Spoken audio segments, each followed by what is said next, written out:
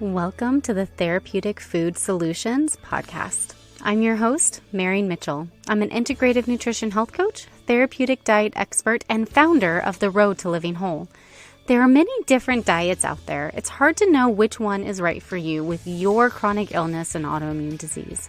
In this podcast, I'm going to share with you the foundational pieces every single therapeutic diet out there shares, and also how to use the best one for your particular diagnosis. If you've been looking for a meal planning partner, help navigating the complicated healthcare system, and want to feel better quickly, I'm your girl. Grab your kombucha and notebook. Let's dive in. It seems like everyone's hormones are off these days. Men have testosterone dropping like a lead balloon. Women are developing hormone imbalances at incredibly high rates and are struggling with conditions like hypothyroidism, PCOS, PMDD, estrogen dominance, and other imbalances. The big questions are, how do I know what is off? What are the best labs to run? Can they be rebalanced? And what does the body need for them to find balance again? And today I have joining me Ricky Brandon. Ricky, welcome to the podcast. Thank you. I'm so excited to be here. I'm excited you're here too. Can you tell us more about yourself and your practice? Yeah. So my wife and I started a clinic called Hormone Balance Centers. And mostly it's that same old story. I can't find the help I need. Our favorite hormone doctor retired. And for 2 years, we struggled to find some place that could meet the same type of care. And, we got ridiculed and laughed at for being on hormones. And it's not because doctors don't like you. It's just they really don't know what they're talking about when it comes to this. And so I called him up one day and his name's Dr. Jones. And I said, Dr. Jones, I'm not a doctor. I'm just very passionate about what you do. My wife's a molecular biologist. Can I start a hormone clinic? And he says, why, sure, you can. I'll even help you. I'll coach you and I'll help you hire the right kind of doctor. And I went to all the same training he went to in order to learn hormones. And of course, half of it went over my head. But now we've been doing this for a while now. We've helped tons of people. And it's been such a blessing. And now it's become my mission. It's become, in fact, I just went with my wife to the dentist before this, and we ended up talking to half of the dental office about hormones because everybody is having problems and their doctor is just telling them, well, you're normal. And they go away just terrified and feeling, well, I don't feel normal. So then what does that mean? And so that's it. We started Hormone Balance Centers. We help people nationwide. We use telemedicine. We help them get their hormones tested. And what I'm most proud of is that all of our practitioners spend lots of time answering questions, because I think education is the key. And you go line by line by line through each of your labs. They'll teach you what they all mean, teach you how it's affecting you, and everybody leaves with hope again. And that's the most awesome part. So that's what we do. I hope I answered your question well. Oh, you definitely did. And my dog is barking in the background. I don't know if you guys can hear this, but I didn't hear it, but that's okay, good. Dogs are part of a healthy life. So they sure are. I absolutely love your mission, and I'm so glad that we connected because hormones are such a big topic. I actually read a statistic today that over 80% of women, or around 80% of women, are dealing with hormone imbalances. And that to me is absolutely crazy. And you're right. Like there's just, they don't know what to do. The labs are, a mile wide when it comes to normal, and abnormal is an inch on either side. And it's like, but there's the optimal ranges, and then there's the quote unquote normal, which takes all of humanity and kind of finds the average. Right. Yeah. And Yeah. so, I think part of it is that the tests are not thorough enough. So if a woman or a person, let's say they're feeling off, their doctor says they're normal, and they're like, I refuse to accept that answer. I know something's off. What would they, if they were to go to another doctor, what type of tests can they expect to be run that are actually thorough? Like what does a thorough hormone panel look like? So we have our base set of labs, and you can even go more thorough than what we do, but you have to have a starting point. And if someone's having trouble or problems, we'll dive deeper into those problems to solve those kind of strange issues. But these are kind of like the ones that point you in the right direction. And so we always test cortisol. We always test DHEA, because that's your building block, right? For all these other things. We check your ferritin. So many people are anemic and low iron, and it affects so much, and they don't even know they're low iron. And, right? and ferritin is different than like a regular iron panel, right? Like ferritin is the available iron versus just the iron that's floating around in your blood, right? Their iron is really high, and so they assume they're fine. But the ferritin is like the available iron that you can use. So for some reason, your body just might be stockpiling or storing iron, or because it's not converting to the ferritin. You think of iron as like the storage bin, right? And then it converts it to ferritin as you need it to use it. So there's a million things there, right? I don't want to just give a broad stroke answer, but that could be, and your thyroid kind of works the same way, right? You've got T4 thyroid that converts to T3, and the T3 is what, does the work, right? They both do work, but and so you may have T4 and that's why your doctor might say, oh, your thyroid looks normal. But now when you check the T4 and T3 or reverse then you start going, oh, it's not converting to T3. So there's something going on there. That's why I feel terrible or crappy or sluggish, or I sit down to watch a movie and I fall asleep, even if it's in the middle of the day, or I sit down to read a book and I can't get past 2 pages because I'm falling asleep, or the back of my heels are dry and cracked, or my hair is coming out, or my skin just feels dry. The thyroid does so many things.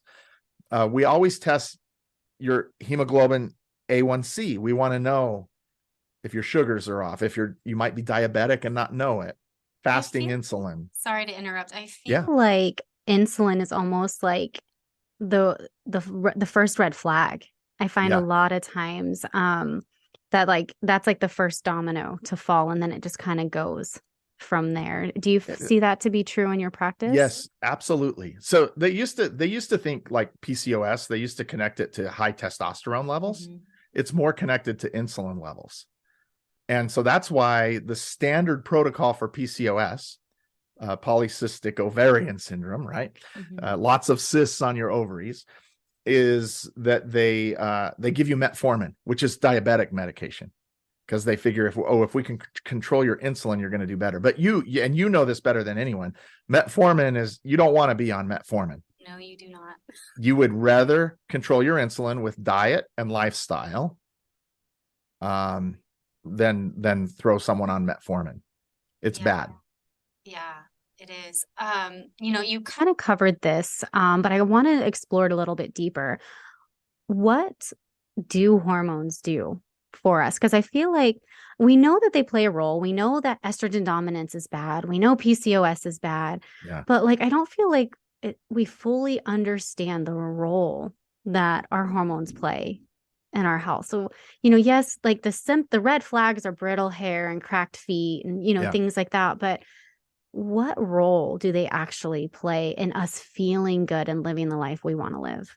Yeah, this is a big question you're asking. It is. And I know we could like explore this for hours, but like, I feel like what would be like the highlight reel of what role does the thyroid play? And then maybe we can kind of overview the major roles that the major hormones play, estrogen, progesterone, and testosterone. Sure. They're great messengers, right? And when you want to message someone, I have this, so like at church, right? We try to get a message out at church, and I tell everyone at church, I stop being Facebook ministers, because you got these old ladies that they don't look at Facebook. Mm-hmm. So we got to send out flyers. We got to make some phone calls. We got to do a Facebook post, and we got to do this, right? If one of those messages doesn't work, we don't reach a certain group of people. Like, they just don't get the message. Hormones are sending messages all over in your body to do this, use more of this, use less of this, start that engine, stop that engine, all of this. And if they're off, they're out of balance, then everything starts to get out of control. I don't know if, if you've ever gotten in someone else's car and drove it, and it feels off. It's like shaking and wobbly. And you go back to them and say, how do you even drive this car? It's shaky and wobbly. That's And my dad to me. He's like, how long has it been making this noise? And I'm like, what noise? yeah, because it happened, right? And you live in that noise every day. And so you don't even know that it's out of balance. And then you get in someone else's car and you drive it, and man, this thing seems out of control, not just out of balance. And that's where I say if it's out of balance, it's out of control. And the way we've been trying to treat these things is by like, my check engine light is on in my car. How do I fix that? Well, just put tape over it so you don't see it. Or my car is making this noise. My dad tells me my car is making, what do you do? Turn the radio up and you won't hear the noise anymore. It doesn't make the noise go away. And this is how we've been treating hormones wrong. This is, and I might go on a tangent here, but you'll bring me back. I'm confident. Yeah, go right ahead. If hormones were bad, right? The current theme or paradigm is that hormones are bad. You shouldn't do anything with your hormones. It's just a natural part of aging. And if hormones were bad, we would take out everyone's ovaries at age 30. Now they used to, and people were in terrible shape. Right. And it's called the neuroendocrine theory of aging, right? Do your hormones go down because you're aging, or do you age because your hormones get out of balance? I tend to think you age faster because your hormones get out of balance because of stress, lifestyle, poor diet, all of these things. And so you have to fix that. If your estradiol is off, why don't we give estradiol? If your progesterone is off, why don't we address the progesterone? If it's your testosterone, why don't we address the testosterone? Somehow we got all mixed up, and women go through menopause, and the doctor says, well, you don't want hormones, you don't need hormones, or if you're on them, you can only be on them for a short while because of an old study that's misinterpreted all the time. The Women's Health Initiative, is that what it's called? Or that's Women's Health? Pretty sure. That says, it said, I mean, they were putting everyone on Premarin, right? And Primrose, which is a synthetic progesterone estrogen mix. It's a progestin, not progesterone. Right. And so now everybody believes, when that study came out, it said it raises the cause of cancer, raises cancer in women who are on this. And it was really a certain group of women on a certain type of hormone, a synthetic hormone. And so now everybody says, well, you can't be on that because you're going to get cancer if you're on that, which is simply not true. When you get the right hormones in the right balance, in the right way, it lowers your chance of cancer. I mean, even the old days of breast cancer, they used to wait till you were at the right cycle, right phase of your cycle, when progesterone was high, to do the surgery, because the progesterone actually blocked the spread of the cancer.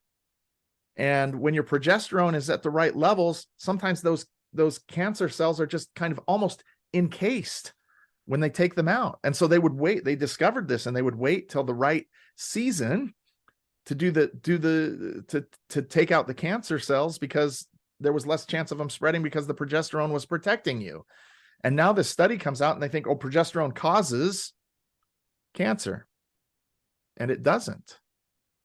It's so interesting to me how they take one study and run with it versus looking at a whole picture, because studies only study one part.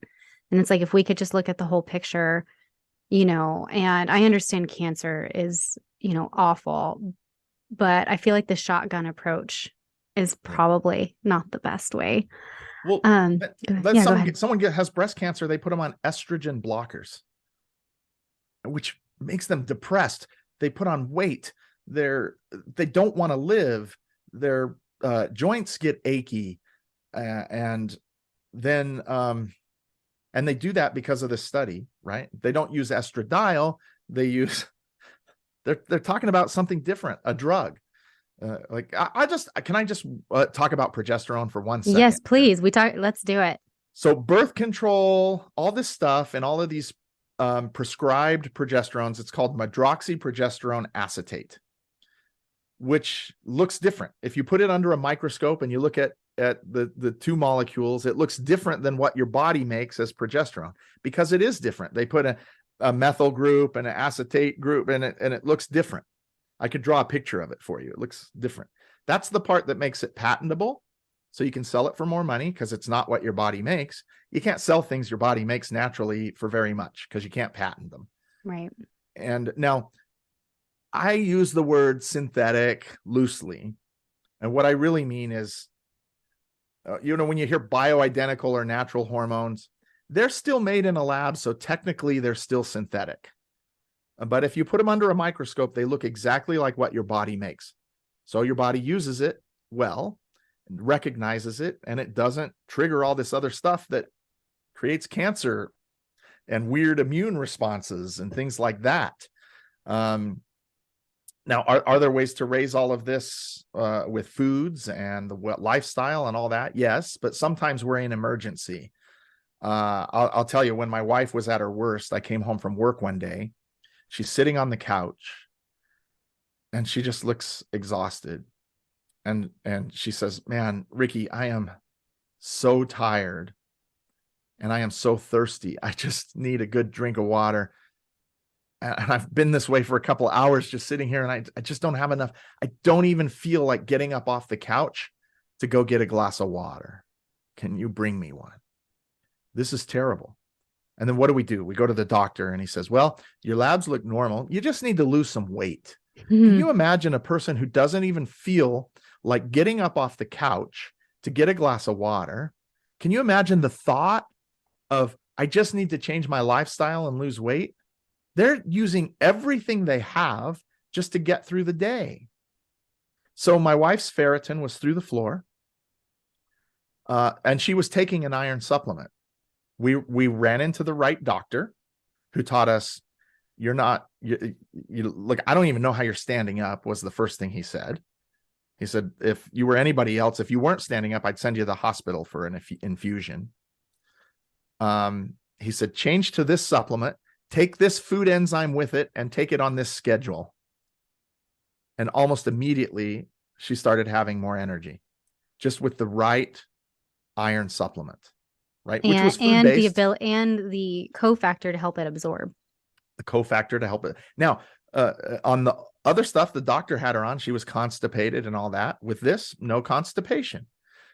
Then she was estrogen dominant. Now, that didn't mean her estrogen was high. It meant her progesterone was low. I think a lot of people misunderstand estrogen dominance. They think that their estrogen's high when it actually is probably in a normal range. It's just that things are out of whack. Yeah. I hear estrogen dominance thrown around all the time. And of course, the instant thought is, oh, I have too much. So then let me just take this supplement that's supposed to lower my estrogen. Then you have two hormones that are low. Yeah. So So get that progesterone up to balance it out, because this really is a balancing act. And you know what? Our bodies are amazing. They know how to deal with some extras and stuff like that. That's why we can eat food. You know, I can't tell you how much vitamin A is in a carrot, but I'll eat carrots all day long. And I'm not going to get too much vitamin A because there's other stuff. So this is how I think of synthetic. Take an orange and you can extract vitamin C out of an orange. There might be 200-300 other things in that orange that can help you, but we know what the vitamin C does, so we'll just take that out and use that and give it to you. Now all of a sudden it's a medicine. I'd have no problem eating an orange peel. I'll throw it. It doesn't taste good, but I'll eat an orange peel. It's not going to kill me, but I can take one constituent out of the orange peel and make cyanide. Yeah. But with everything else that balances out, the Native American Indians used to say, if you get bit by a snake, the remedy is probably within reach. That's the way nature works, right? All the balancing agents and everything are there. I don't know of a garden hose that you can cut in half and it will heal itself, but your body will. You can cut your body and it goes to work healing itself as long as it has the right tools and things there to build. I used to tour around and speak with this lady. She called herself Dr. Mom.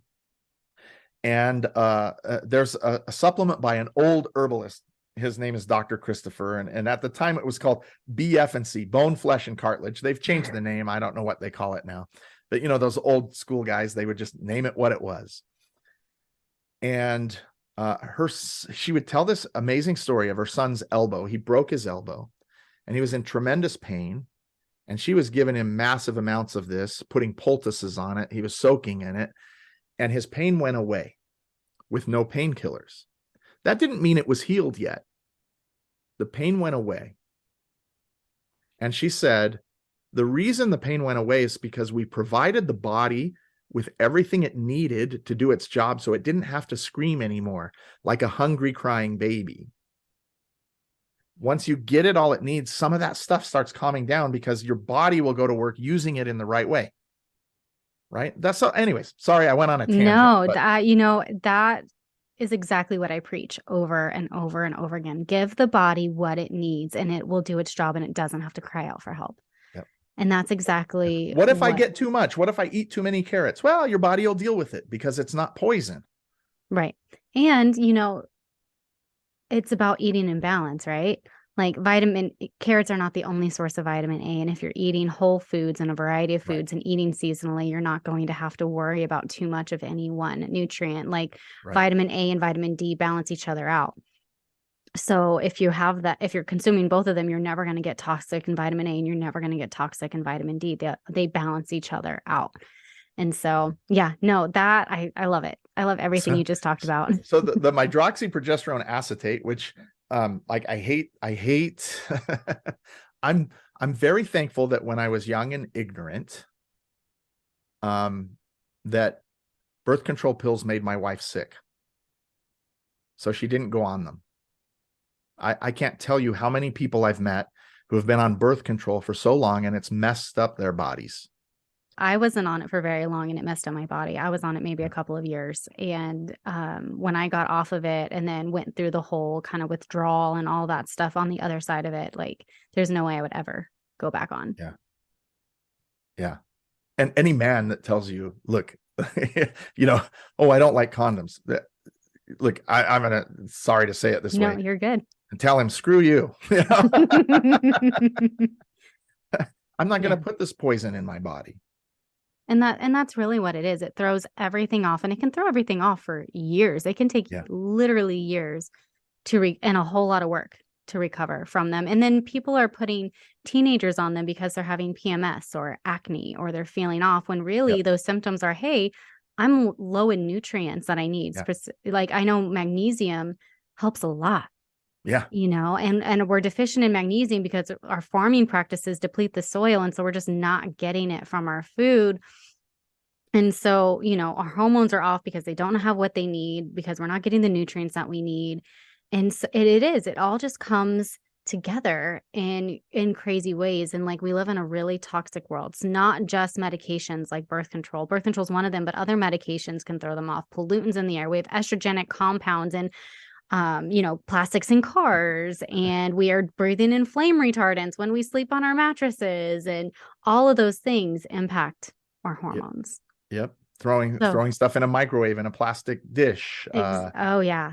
Yeah. All of these things just play a role. So, to kind of bring everybody back, we've talked about testing, looking at not just our hormones. We're looking at T4, we're looking at T3, we're looking at reverse T3, we're looking at ferritin, we're looking at cortisol, and, all these other tests. And usually these are the starting point. We can go further. There's a lot more we can do. We can look at micronutrients and macronutrients and enzymes and, all of these things. So we do that. We know that they play a role, that they're incredibly essential. So if they're off, what are some of our options? Yeah. Well, I tend to think, obviously, if you feel good enough, the options that you offer are probably, I'm not going to say they're better, they're different, right? If you're in a little bit more emergency, you want to come see me. right? You might need a prescription. Now, I'm not going to give you it does come from a pharmacy. It is synthetic, but we're going to go to a compounding pharmacy where we give everything natural. I'm not going to put you on a pellet. A lot of people see these hormone pellets being advertised, and they're becoming very popular. And in fact, I just talked to someone today. They said, "Oh, do you guys do pellets?" And I go, "No, I don't do pellets." And I go, "Well, I've been on a pellet. Boy, it's changed my life." I go, "What's in your pellet?" And they say something like, testosterone. And I go, "What else?" Well, they ran some tests. They told me that my testosterone was low, so they just gave me that. And I go, "Did they tell you about all the other things? What was your cortisol like? What was your DHEA like? What was your progesterone levels?" And they go, "I don't know. They just told me I just needed this." And that's because they went to some, they are helping people, but they went to some thing that taught them how to do pellets. And the pellets come in like 3 different sizes. You get size A, B, or C. I've also had women come in here whose hormones are raging and they have incredible acne. And a pellet is like a little piece of rice size thing they inject in the gluteus area, and it lasts 3-4 months. They come in, their hormones are raging, acne, and they say, "What do I do?" And I say, "Wait 3 months because I can't take it out." And so what you're going to do is we're going to test you. We're going to go through line by line, not just talking about the numbers. The numbers are a starting point, but then you treat the person. How do you feel? How do you act? How do you sleep? What do you like at 3:00 in the afternoon? Because all of these things have to be judged, not just the numbers. The numbers are a picture in a moment in time. But we want to know how you feel as you go about your life. Numbers are just a starting place to start pointing us in the right direction. So you don't want a doctor who treats the labs. You want a doctor who treats the person. I'm going to interrupt you there because I absolutely love that. And that is something that I preach also. I partner with naturopathic doctors usually. That's pretty much who I partner with around the country. And, what I love about them is the labs just give us a window. They give us insight into what's going on. But what really matters is the person and how you feel and where you're at. And I feel like that's what sets functional medicine apart from allopathic medicine. I do find that the labs help people with their mindset of, okay, there is something off. I need to fix it. Where without labs, as a health coach, I used to help people who didn't work with naturopathic doctors, and sometimes I still will, but I find that they struggle with sticking to the course, that the intrinsic motivation is just not there for them. Like feeling bad is not bad enough. They need proof that something is off before they're willing to change. I don't understand it. I'm not that type of person, but I know that it's a thing. Right. And so I love labs. I love testing because it does motivate people, but it's only a glimpse into what's going on. You have to understand that those ranges of normal are designed by the insurance company. I have a patient right now who's going to PA school, and he calls me as he's going through school and he says, "Guess what I learned today? Guess what I learned today?" He says, "One of my teachers actually admitted that those ranges are kind of bogus." And I'm like, great. The other thing, people think if my insurance doesn't cover it, I must not need it. We have to get rid of that paradigm. The insurance companies and all of those things are there to make money. That's why the ranges keep changing. I got a colonoscopy, and of course my blood pressure went down, and we were talking, and as I was coming out of the anesthesia, we were talking about blood pressure.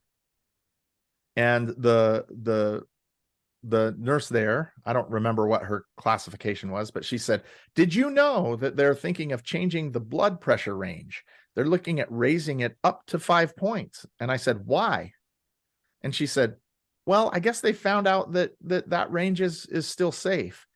And I'm like, baloney. What they found out is you're not going to die if we raise it 5 points, but we're going to save X millions of dollars in blood pressure medicine. You're not going to die till you get 6, 7, 8 points above what we're doing now. So we're going to, and some guy did the math and said, "Yeah, you're only going to lose this many people." but you're going to make this much money. And they go, well, that's a fair trade-off. Yeah, let's do that.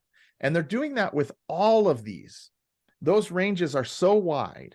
You know, I think of it like if we were talking about your money, and let's say you made, I don't know what the poverty level is, but let's say you made $25,500 a year. And let's say the poverty level was $25,000. How would you feel if I came to you and said, like, don't worry about bettering your life. You're not in poverty yet. Just, wait till you get in poverty, then start doing something about it. That's what an endocrinologist is trained to do. That's what the doctor is trained to do. And they're threatened with their job. They're threatened with their bonuses, and they're threatened with their malpractice insurance, that if you treat outside of these ranges, then you're liable. And that's why you have to put a diagnosis code so your insurance covers it. And they say, well, you're treating like this, that's outside of the norm, so we don't cover it. And so you have to pony up with your own money. I don't know about you, but I want to live in high optimal, not low normal. I don't want to be just above poverty. There's a lot of difference in your life when you live at high optimal. And so they're sending people away and they think they're crazy. Like this is the classic. I mean, sorry to use menopause for this, but menopause is the one we see most often. And they're going in like, I feel like this. And they go, well, your labs look normal for your age. This is just part of aging. This is what you expect. And they go away and I feel depressed. I'm putting on weight. I feel hot flashes. Am I going crazy? So the next step, the doctor says, well, I'll do something for you because you've complained enough. Let me put you on an SSRI or an antidepressant. Oh, that just makes me so mad. So, but the problem is estradiol and progesterone and other things. That's the problem. So let's put black tape over your check engine light. Let's turn up the radio and give you this other thing. And this other thing makes you start gaining weight, which makes you more depressed, which, interrupts your sleep patterns. And now we've made it worse by putting black tape over your check engine light and turning up your radio. You're out of balance. You're out of control. If the problem's an estradiol problem, why don't we give you estradiol? If your problem is progesterone, why don't you give you progesterone? Now, people think testosterone, right? Testosterone, they think it's only for muscle mass and all of this. I have seen diabetes get reversed, type 2, with testosterone.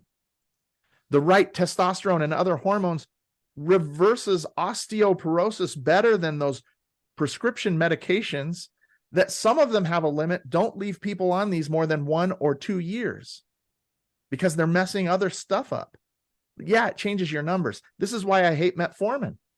Yeah, metformin will change your sugar levels, but it doesn't make them vanish. Where did the sugar go? That's the question. Yeah, you ask any doctor, metformin lowers my blood sugar level or my insulin levels. Where did it go? Boy, never thought of that. It pushes it into the fat cell as storage. That's how it does it. So you get fatter and fatter and fatter if you don't change your lifestyle. Metformin actually makes you fatter. I love that you talk about that. It reminds me of, I have a client who, when she came to me, her A1C was 11. And she has made a lot of dietary changes. She's working on the lifestyle. Her A1C is now under 6, which is fantastic for her. But they're keeping her on metformin. And so in this whole process, she's gotten healthier. She eats really clean. She's doing all this stuff and she has not lost any weight. And now we know why. Yeah. It's making it store it. All right. Berberine, the supplement, berberine, does miracles. Yep. Get the right kind. Take it regularly. Get a kind from over the counter. Get a good kind, not a cheap kind. Yeah. All right. So now that we've talked about hormone replacement and all that stuff, let's go more on so we're doing this, we're really off, we're getting that support. What role does diet and lifestyle play in hormones? Everything. It's everything. Look, so great. Yeah. we don't want your hormone prescription to become another piece of black tape or another turn up the radio so you don't hear the noise. Yes, you start feeling great immediately. And it works pretty fast, right? But some people, there is an argument that says if I start taking testosterone, won't my body stop making testosterone? And the answer, that's a fine balancing act. The answer is it depends, right? How long has this been going on? All of that. Like, of course, I would rather you fix it without a prescription. We all would. If you're anyone who's in healthcare that's worth your weight in anything, we would love for you to not be on a prescription, not even have to be on a supplement. If we could have perfect food and lifestyle, that would be the best. But your body's not making it now. And so that was my problem, right? When I fought going on testosterone, I was pretty bad. I was depressed. People think testosterone, like for men, testosterone is kind of like progesterone for women. Progesterone is the happy hormone for women. And for men, testosterone, and it's not about libido. It's not just about muscle mass. I was mentally depressed. I didn't even want to go to work. I had lost my fight. I had lost my drive. And people say, oh, if you get on too much testosterone, you're going to have roid rage and you're going to be angry and you're going to have a stroke. I was more angry with my children when my testosterone was low because I was on my last nerve all the time and it took everything I had just to get through the day. And so I was angry all the time because I didn't have anything left for them. You can't keep giving from an empty cup. And so once my testosterone took about 2-3 months, started getting up there, man, I was a different person. I showed up for my family in a different way and at work. And progesterone and sleep and all of these things, thyroid, are the same thing for women and everyone. Most men who go on testosterone also need thyroid. I'm going to say most that I see. And they're going to these testosterone clinics and they're giving them testosterone and it does make them feel better. But this is a whole balancing act. Look, you got to stop drinking your sodas all day long for energy. You got to stop. Look, if your adrenals are in bad shape, stop taking things to push your adrenals harder, like energy drinks. Mm-hmm. Your thyroid's got to work. It's going to balance so many other things. I don't even know the full list of everything thyroid does, but it's not just energy. It's regulating all these other hormones. Testosterone. Like I said, I've seen it get rid of type 2 diabetes. I've seen it turn around and increase bone density. Are you going to have a heart attack on it? Guess what? Your heart's a muscle. It's going to build that muscle. It's going to get rid of visceral fat. Which is a much higher risk factor for heart disease and heart attacks. Yeah. And your men need progesterone. Men need estrogen. If you get too much progesterone, it's going to convert to estrogen. But also estrogen can convert to testosterone. If your DHEA levels are right, your cortisol levels, some people, they're so tired, right? I say, every time I stand up, I get dizzy. We used to do this test, right? I forget what the test is called, but you take your blood pressure while you're laying down and relaxing, and then you stand up and you take your blood pressure again. And some people's blood pressure drops. That's a sign that your adrenal glands didn't kick in and make everything pump up, because now your body needs more, right? And if you get lightheaded a lot, chances are your cortisol's off, your adrenal glands are shot. Like, what was your experience when you had adrenal fatigue? What were some of your symptoms? What was going on? Oh, goodness. Yes. So and how did you figure out it was adrenal fatigue? Yeah. So I'm actually going through my second bout of adrenal fatigue, but what I noticed was, again, the what you said was, when you go from down to up and getting dizzy and seeing spots, I was definitely doing that. I was not sleeping. Like I could not stay asleep. I was waking up in the middle of the night, couldn't fall asleep. I was having anxiety, which I'm not, I don't struggle with anxiety normally. Um, even though I was working out and strength training, I was losing muscle mass and gaining weight. Like, I mean, I was gaining like a pound a week. It was Man. insane. I was like, this is unnaturally fast. And I'm eating, I hadn't changed the way that I ate. I was eating, my average is about 1,700 calories a day. I'm very petite, strength training. So my food hadn't changed. My activity hadn't changed. I was gaining weight, losing muscle, anxiety. I had also dealt with COVID. So had my hair falling out, so I don't know all of that stuff. COVID messed up people's hormones. Oh, I do know. So one of the things when I learned that COVID was causing massive hair loss in women, I also saw that it can cause HPA axis dysfunction. It can cause adrenal fatigue, and it actually can cause your thyroid to crash. If you're already susceptible, it can cause your thyroid to crash, and you need hormone replacement. Yep. Luckily with testing, I hadn't reached that, but my adrenals were stage 3.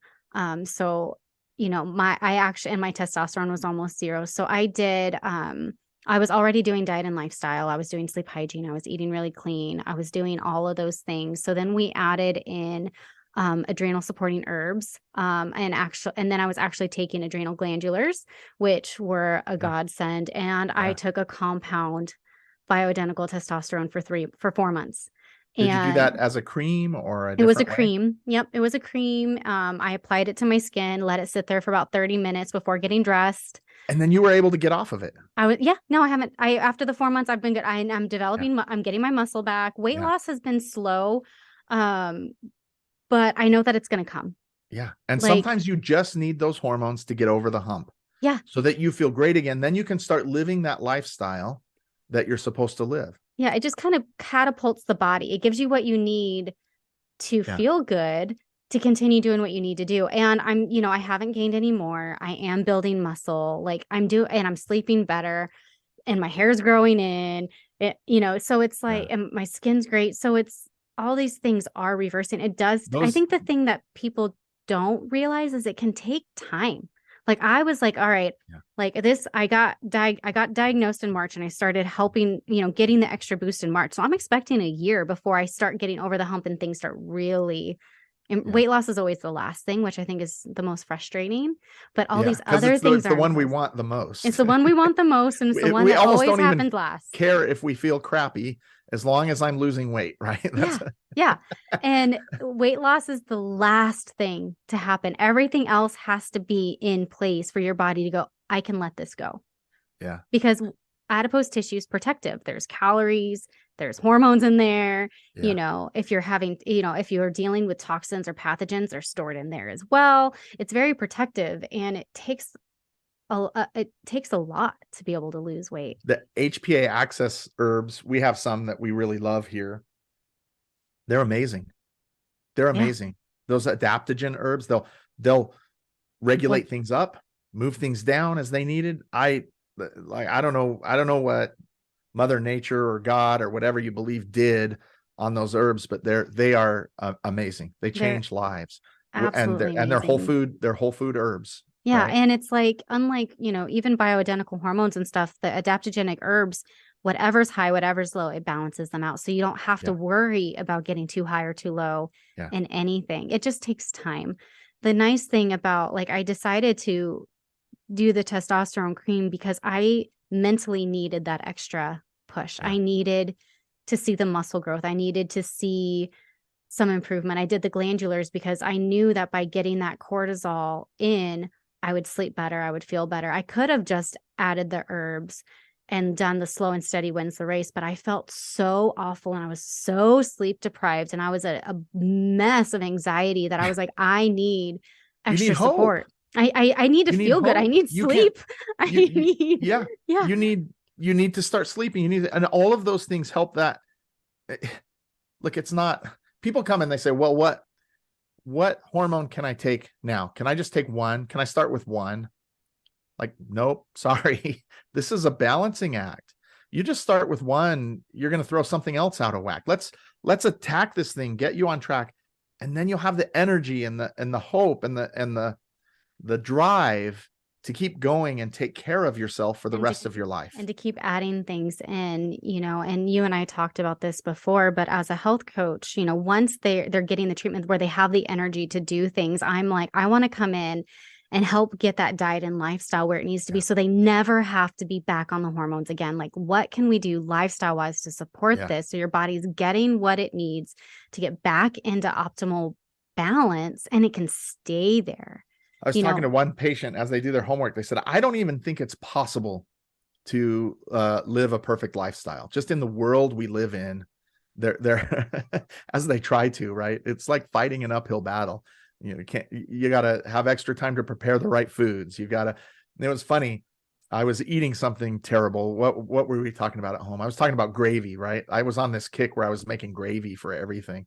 And I go, man, we got to stop eating like this. But my kids loved it, right? So right. I'm like, I got to stop making gravy.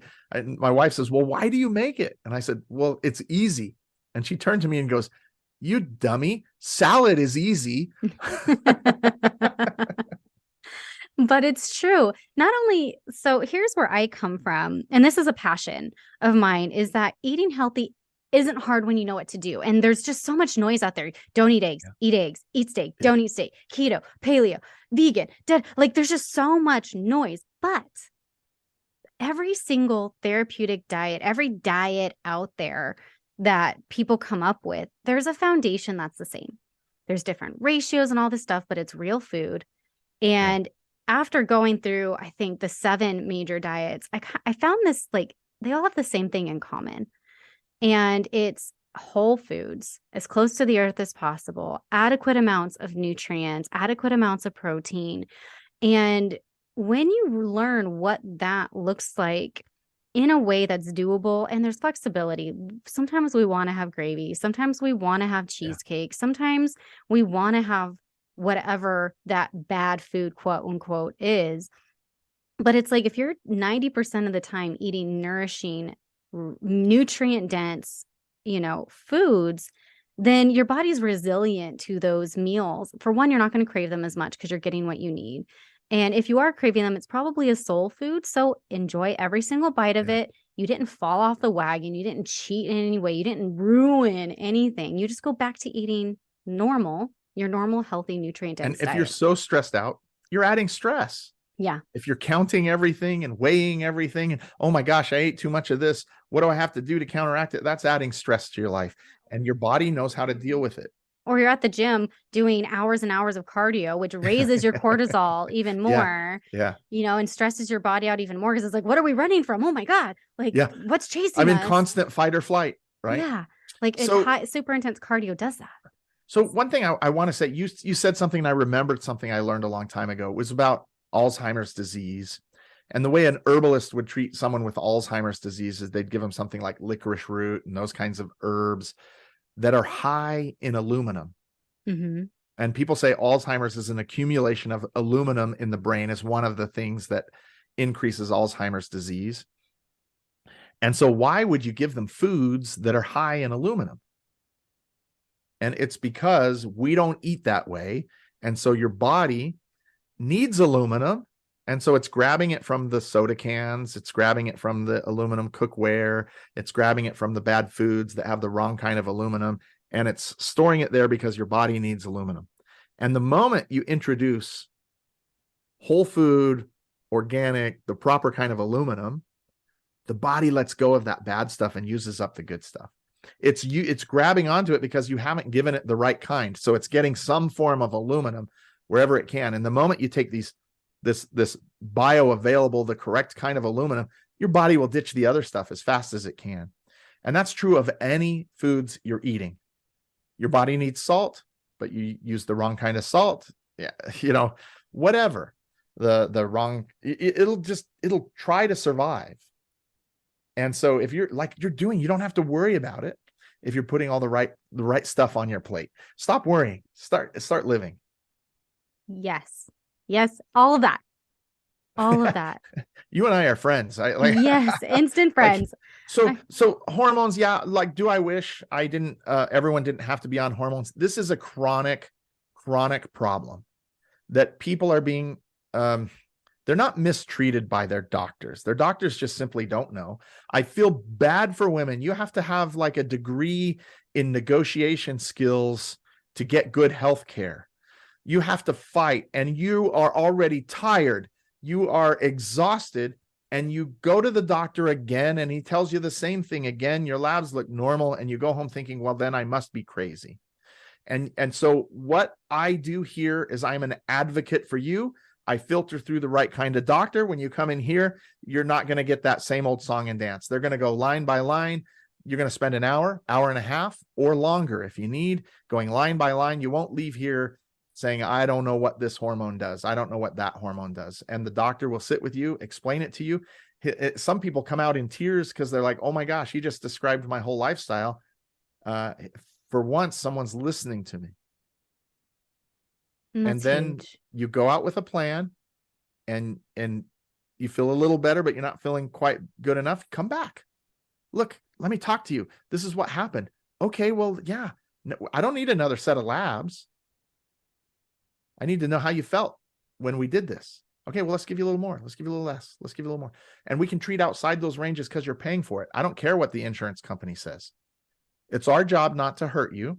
When a doctor comes, he takes the Hippocratic oath, which says, I will not hurt people, is what that oath says.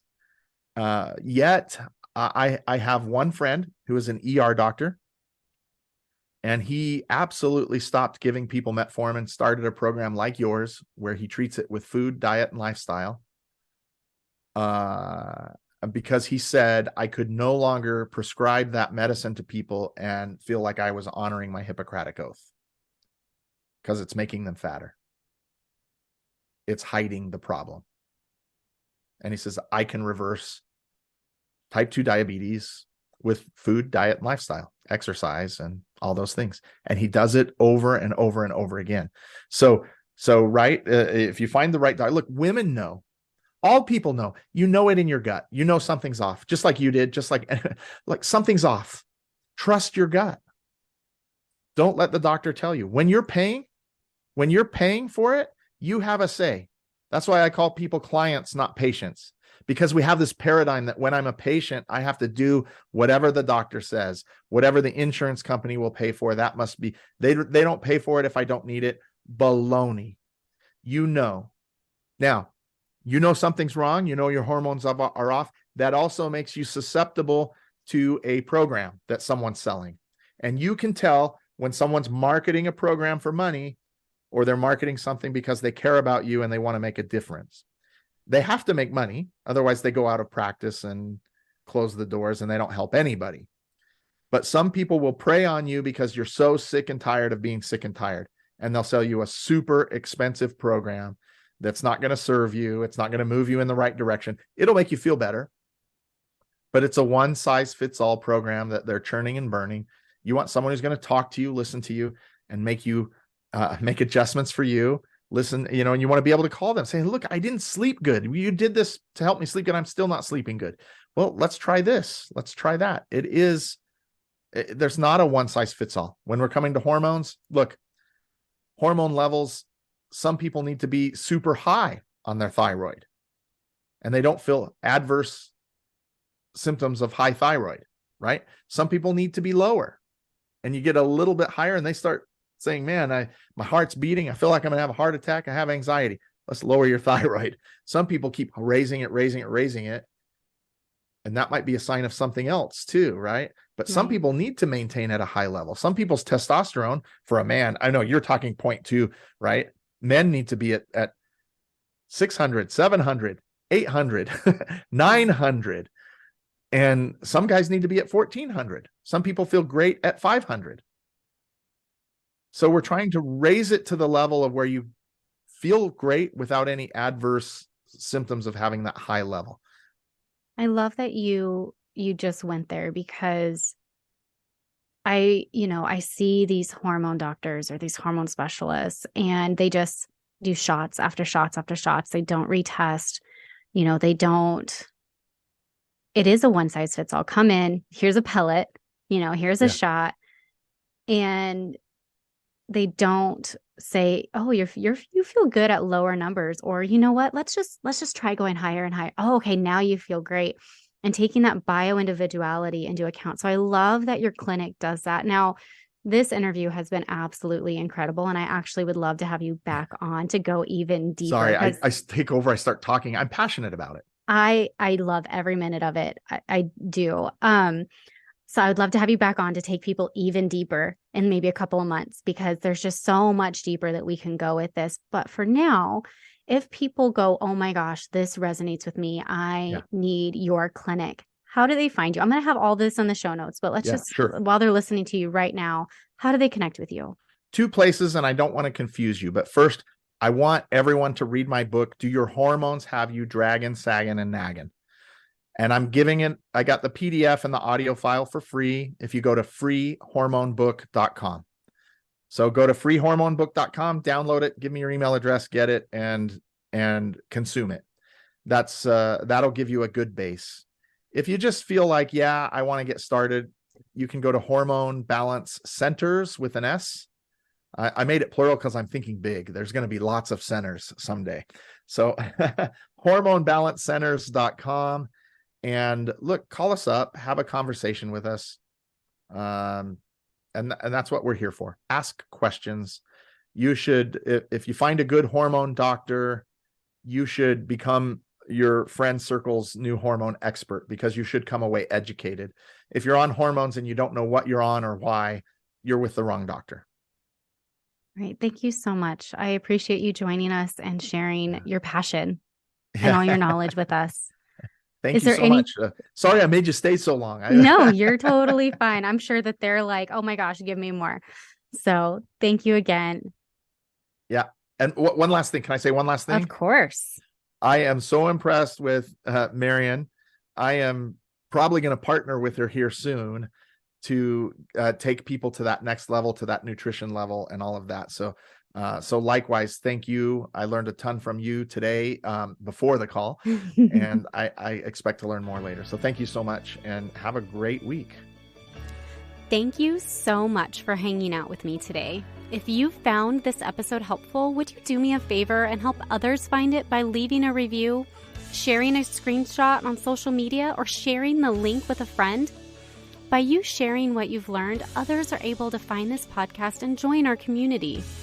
Be sure to check out my website, www.roadtolivingwhole.com, for over 160 delicious recipes, a variety of meal plans, and a blog packed full of even more healthy living tips. If you'd like to learn more about how to work with me as your coach, you can schedule a free consult through www.roadtolivingwhole.com/health-coaching/. Until next time, friend. Bye.